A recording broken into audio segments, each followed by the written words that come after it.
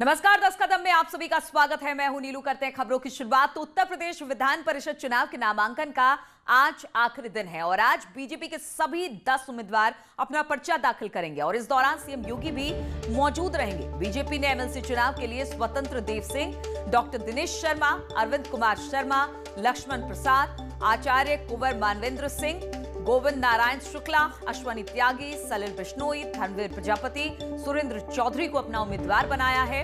आपको बता दें कि 12 सीटों पर एमएलसी चुनाव होना है। समाजवादी पार्टी की ओर से 2 उम्मीदवारों ने शुक्रवार को अपना नामांकन दाखिल कर दिया था। और बातचीत करने के लिए अनामिका हमारे साथ जुड़ गई हैं। अनामिका, आज बीजेपी के 10 उम्मीदवार अपना पर्चा दाखिल करने वाले हैं। कितने बजे वो पहुंचेंगे और कितने बजे पर्चा दाखिल होने वाला है?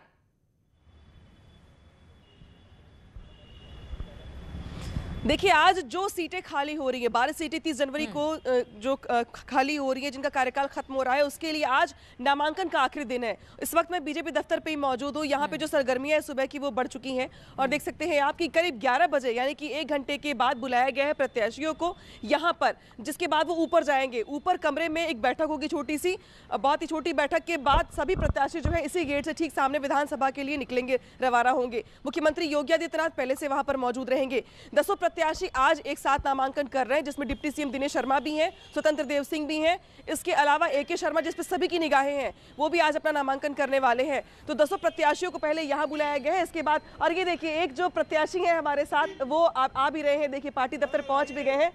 गोविंद नारायण शुक्ला जी, जो लंबे समय तक संगठन के लिए काम करते रहे हैं और आज पार्टी ने इन्हें मौका दिया है, प्रत्याशी भी बनाया है। पार्टी ऑफिस पहुंच चुके हैं। सर, आप आगे क्या होगी स्ट्रेटेजी यहाँ से विधानसभा पहुंचने की? आज भारतीय जनता पार्टी के सभी जो हमारे विधान परिषद के प्रत्याशी हैं कार्यालय में 10:30 बजे एकत्रित होंगे। माननीय प्रदेश के महामंत्री आदरणीय बंसल जी, प्रदेश अध्यक्ष जी, उप मुख्यमंत्री, सबके साथ यहाँ पर एक बार कार्यकर्ताओं के बीच में उनका अभिनंदन होगा। उसके बाद यहाँ से हम सभी कार्यकर्ता सामूहिक रूप से विधान भवन के अंदर जाएंगे। माननीय मुख्यमंत्री जी वहाँ पर होंगे और मुख्यमंत्री जी के साथ फिर हम सब लोग अपना उसमें जाकर के अपना नामांकन दाखिल करेंगे। मैं देख रही हूँ कि यहाँ ढोल नगाड़े की अरेंजमेंट भी की गई है भाई। इसमें मतलब ये मैं देख रही हूँ खास क्या? ये कार्यकर्ताओं को उत्साह है और कार्यकर्ता आते रहते हैं। ये कार्यकर्ताओं को उत्साह है। कोई गुलदस्ता लेके आ रहा है, कोई बैंड बाजे के साथ आ रहा है, कोई जो है कोई अपना सभी इसमें कार्यकर्ता उत्साह के साथ हैं। पूरे प्रदेश के कार्यकर्ता आने वाले हैं जो है। लेकिन इसकी चुनौती भी बहुत है क्योंकि 12 प्रत्याशी तो हो गए। मान लीजिए अगर एक प्रत्याशी और आ जाता है तो चुनाव की स्थिति बन जाएगी। भारतीय जनता पार्टी का केंद्रीय नेतृत्व, प्रदेश नेतृत्व जो तय करेगा, उस चुनौती से हम लोग हर चुनौती का सामना करने के लिए तैयार हैं। बातचीत करने के लिए तो ये गोविंद नारायण शुक्ला जी हैं, जो कि नामांकन से पहले पार्टी ऑफिस पहुंचे हुए हैं और यहाँ पर ठीक पीछे कार्यकर्ताओं का धीरे धीरे हुजूम भी उमड़ना शुरू हो चुका है। ढोल नगाड़ी की अरेंजमेंट भी कर दी गई है यहाँ पे और मानना ये है बीजेपी का कम से कम इस माहौल के जरिए कि जो 10 प्रत्याशी है वो अपनी जीत दर्ज करवाएंगे। ढोल नगाड़ों के साथ वहां पर प्रत्याशी पहुंच गए अपना नामांकन दाखिल करने के लिए। अनामिका, अगर जिस तरह से 12 सीटों के लिए ये चुनाव हो रहा है, 2 सीटें समाजवादी पार्टी ने उस पर नामांकन कर दिया, 10 सीटों के लिए आज बीजेपी है, और अगर अंतिम समय तक कोई और पार्टी अपने प्रत्याशी नहीं खड़ी करती, उम्मीदवार नहीं खड़े करती है, तो निर्विरोध जीत मान लिया जाए और यही वजह है कि तैयारी पूरी है?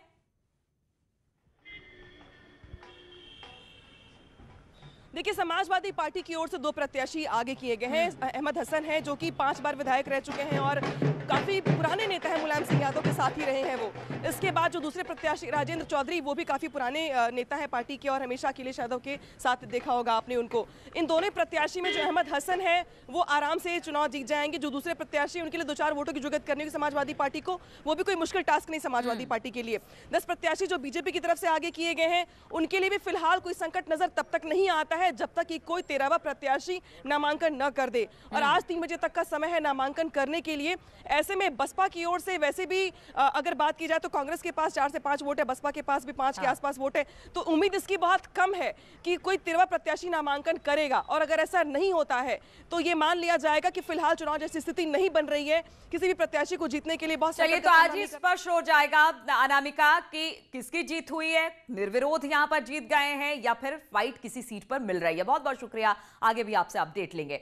और लखनऊ की बात करते हैं। लखनऊ में तांडव वेब सीरीज पर एफआईआर दर्ज हो गई है। जी हां, हजरतगंज कोतवाली में एफआईआर दर्ज की गई है। सब इंस्पेक्टर अमरनाथ यादव ने ये एफआईआर दर्ज कराई है।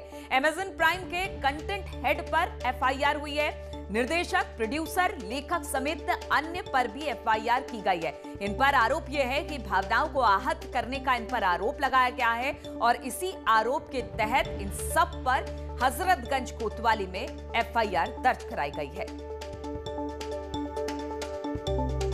और उधर मुख्यमंत्री के सूचना सलाहकार शलभ मणि त्रिपाठी ने लखनऊ में एफआईआर दर्ज होने पर ट्वीट किया है। उन्होंने लिखा कि जन भावनाओं के साथ खिलवाड़ बर्दाश्त नहीं। घटिया वेब सीरीज की आड़ में नफरत फैलाने वाली वेब सीरीज तांडव की पूरी टीम के खिलाफ योगी जी के उत्तर प्रदेश में गंभीर धाराओं में मामला दर्ज, जल्द गिरफ्तारी की तैयारी।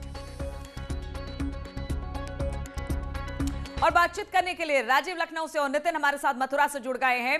राजीव, अब एफआईआर भी इस पर दर्ज कर ली गई है हजरतगंज के थाने में। कितने लोगों पर यह एफआईआर है और क्या याचिका में दिया गया है जो याचिका करता है उनकी तरफ से?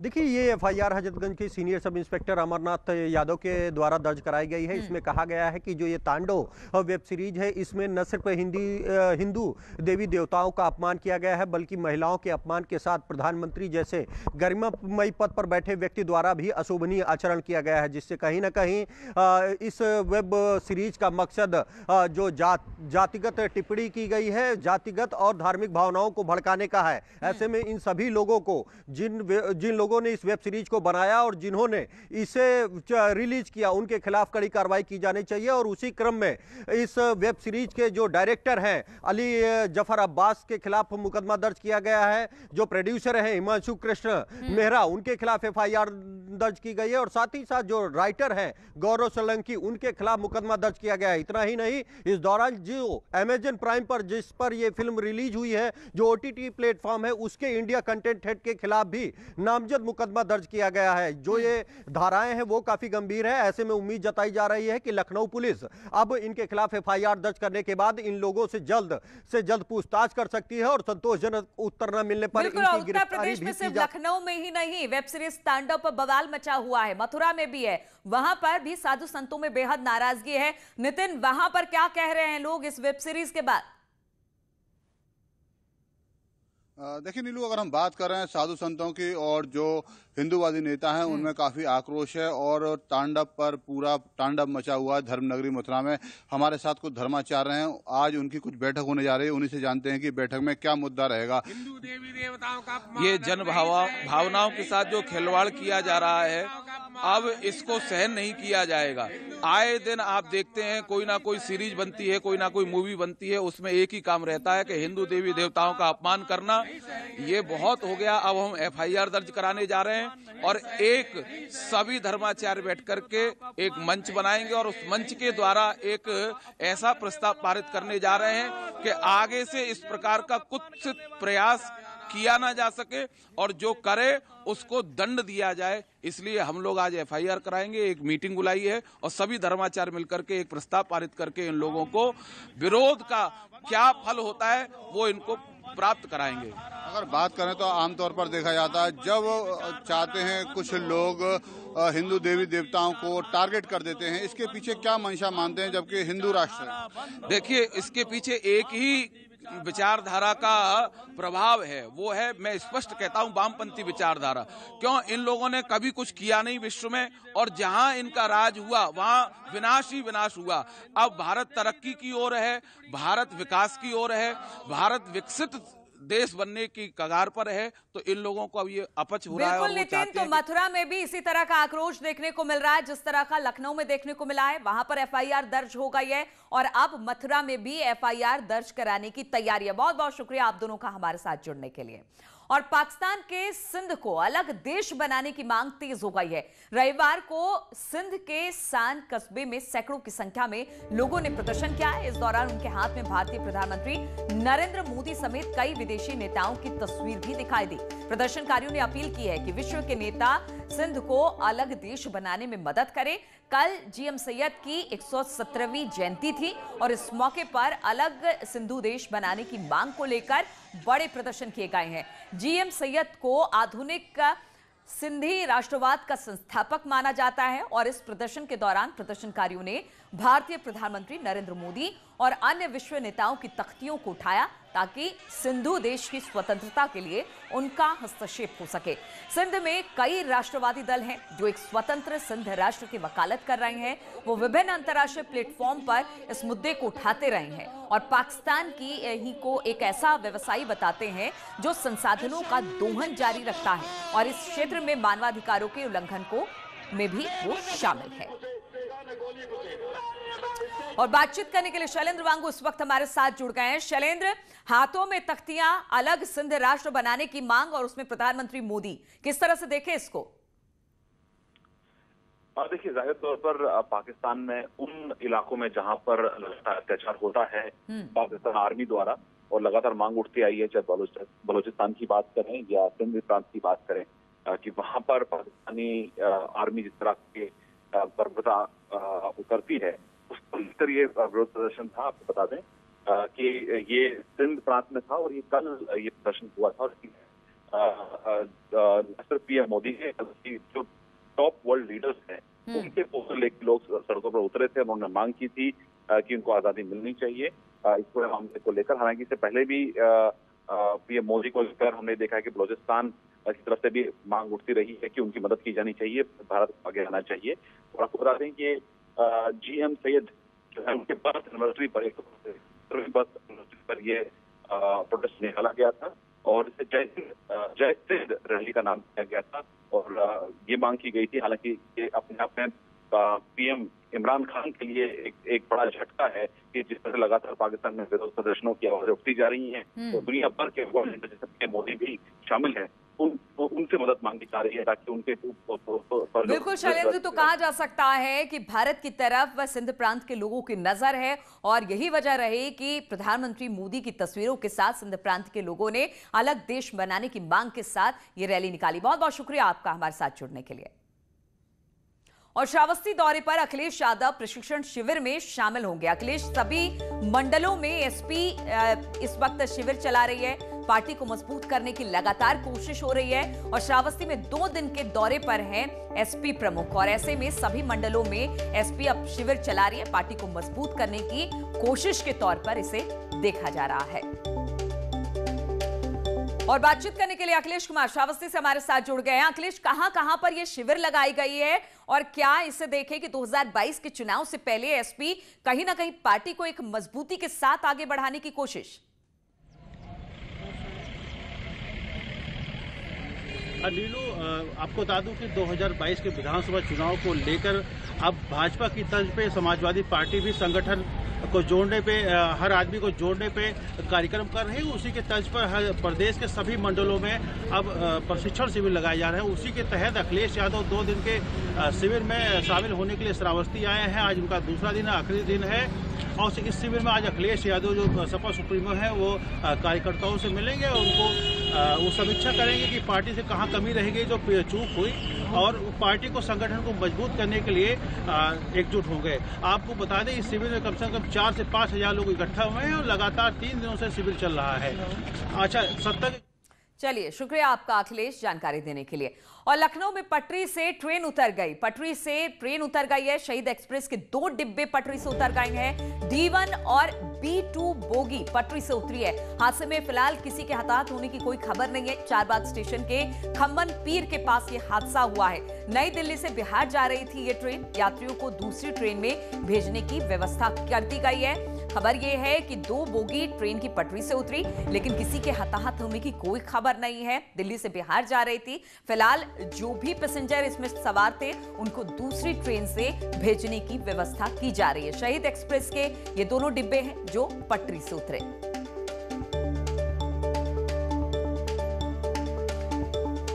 और बातचीत करने के लिए ऋषभ मणि हमारे साथ लखनऊ से जुड़ गए हैं। ऋषभ, कहां पर हुई है ये दुर्घटना और क्या किसी के हताहत होने की कोई खबर या सब ठीक ठाक है? नीलू, किसी के हताहत होने की कोई खबर नहीं है। शहीद एक्सप्रेस है जो नई दिल्ली से बिहार की ओर जा रही थी, लखनऊ स्टेशन पर पहुंची गई थी चारबाग पर करीब। वहीं पर इसके 2 बोगी डिरेल हुए हैं, लेकिन कोई हताहत नहीं हुआ है। 2 डिब्बों को किनारे कर दिया और ट्रेन संचालन शुरू हो गया है। ठीक है, बहुत बहुत शुक्रिया आपका जानकारी देने के लिए ऋषभ। तो लखनऊ में पटरी से ट्रेन उतरी है शहीद एक्सप्रेस की, ये दोनों बोगियां बताई जा रही है और बताया जा रहा है कि किसी की कोई हताहत होने की खबर नहीं है। फिलहाल जो भी यात्री इसमें सवार थे उनको इस वक्त दूसरी ट्रेन से भेजने की व्यवस्था की जा रही है।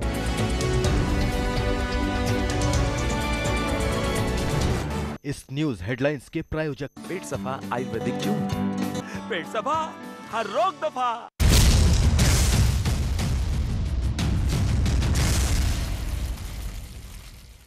ब्रेक के बाद एक बार फिर से आप सभी का स्वागत है। प्रयागराज से खबर, यहां पर माफियाओं पर एक्शन लगातार जारी है। माफिया अतीक के भाई अशरफ पर एक्शन हुआ है।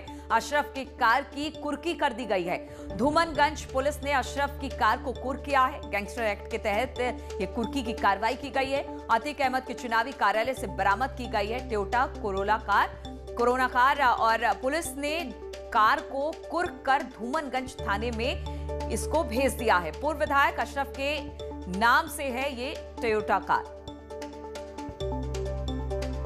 तो यहां पर लगातार कार्रवाई जारी है। माफियाओं पर एक्शन लगातार जारी है। माफिया अतीक के भाई अशरफ पर यह एक्शन हुआ है। बताया जा रहा है कि अतीक अहमद के चुनावी कार्यालय से एक टोयोटा गाड़ी बरामद की गई है। पुलिस ने कार को कुर्क कर थाने भेज दिया है। धूमनगंज थाने भेजा गया है। बताया जा रहा है कि पूर्व विधायक अशरफ के नाम से ये गाड़ी थी जिसे पुलिस ने बरामद किया है। बातचीत करने के लिए सर्वेश हमारे साथ जुड़ गए हैं। सर्वेश, लगातार कार्रवाई और इसके ही फहरिस्त में एक और ये कार्रवाई की गई है। कहां से ये कार को कुर्क किया गया है? देखिए, ये माफिया अतीक अहमद के भाई हैं अशरफ, ये पूर्व विधायक हैं और इन दिनों जेल में हैं। इनकी गिरफ्तारी जुलाई महीने में कर ली गई थी और इनकी टोयोटा करोला कार है जो कि दिल्ली नंबर की कार है। इसको जो है पुलिस ने जो है बरामद किया है और ये जो है अतीक अहमद के चुनावी कार्यालय से फिलहाल बरामद की गई है और इसको गैंगस्टर एक्ट के तहत फिलहाल कुर्क कर लिया। धूमनगंज थाने में इसको रखा गया है और ये काफी समय से ऐसे कयास लगाए जा रहे थे कि जो अतीक अहमद और उनके भाई अशरफ हैं, इनको महंगी गाड़ियों का शौक है और इनके काफिले में कई महंगी गाड़ियां हैं और उन्हीं में ये गाड़ी है। इसका नंबर है DL1C E8215 और इसको देर रात जो है अतीक अहमद के चुनावी कार्यालय से बरामद किया गया है और इसको धूमनगंज थाने में रखा गया है। इसके पहले भी बता दें, करीब 7-8 वर्ष पहले भी अतीक अहमद की कई गाड़ियों को गैंगस्टर के तहत कुर्क किया गया था और वो अभी भी गाड़ियां थाने में सड़ रही हैं और उसको रिलीज नहीं करा पाए हैं बाहुबली। लेकिन योगी सरकार में लगातार अतीक अहमद की मुश्किलें पड़ रही हैं।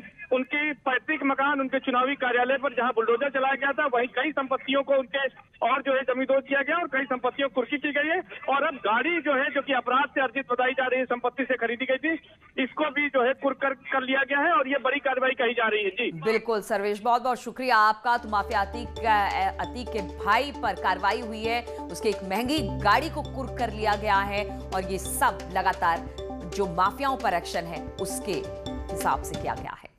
और मेरठ पुलिस और बदमाशों के बीच देर रात मुठभेड़ हो गई। मुखबिर की सूचना पर पुलिस ने प्रतिबंधित पशु को मारने वालों की घेराबंदी कर ली, जिसके बाद बदमाशों ने पुलिस पर फायरिंग शुरू कर दी। जवाबी फायरिंग में कुख्यात बदमाश एजाज को गिरफ्तार कर लिया गया है। अहम बात यह है कि एजाज पर गोकशी समेत कई आपराधिक मामले के करीब 2 दर्जन मुकदमे दर्ज हैं।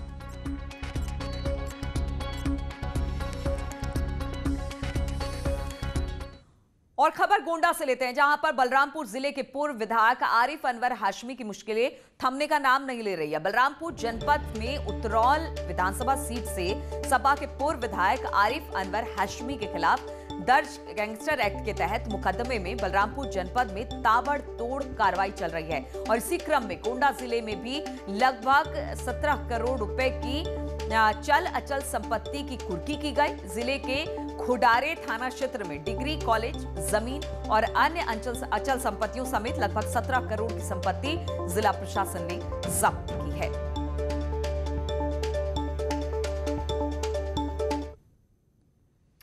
और आगरा का तापमान हम आपको बता दें कि शिमला, मनाली, कुल्लू, धर्मशाला से भी कम रहा है। पहाड़ी शहरों से भी ज्यादा ठंडा आगरा रहा है। 36 घंटे से भी अधिक समय से लगातार घना कोहरा यहां पर छाया हुआ है। आगरा में अधिकतम तापमान 16.8 डिग्री सेल्सियस और न्यूनतम तापमान 6.8 डिग्री सेल्सियस दर्ज किया गया। कड़ाके की ठंड के बीच तेज हवाएं चल रही है। 24 घंटे में उत्तर प्रदेश में सबसे ठंडा शहर आगरा रहा। घने कोहरे के बीच आगरा दिल्ली हाईवे से लगातार इस तरह की खबरें आई कि धुंध की वजह से गाड़ियों का चलना फिरना भी मुश्किल हो रहा है।